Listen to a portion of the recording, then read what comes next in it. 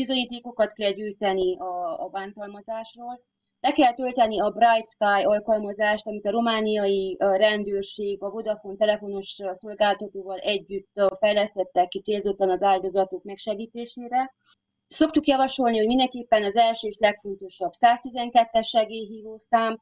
Ezen a segélyhívó telefonszámon minél több részletet meg kell osztani. Például azt is, hogyha hirtelen változott meg az agresszornak a viselkedése, mert azért különbséget kell tenni egy olyan agresszió, és ahol eddig egy szelíd, jóindulatú férj egyik pillanatról a másikra megváltozik és bántani kezdi a környezetét, illetve egy olyan agresszió között, akinél ez a bántalmazás rendszeres, mert akkor a 112 segélyhívó szám túloldalán lévő diszpécser ezeket az információkat regisztrálja, és ezeknek az információknak az alapján küld ki segítséget, hogyha úgy gondolja, hogy pszichiátriai érintettség is van, akkor egy egészségügyi csapatot is fog küldeni.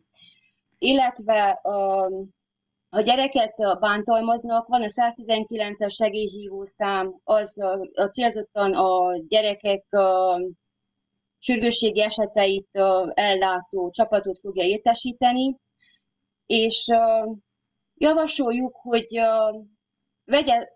leltározza fel a környezetét, hogy kik azok az emberek, akikre számíthatnak, és minden segítséget ilyenkor igénybe kell venni. Igenis, beszélni kell arról, hogy miben élünk.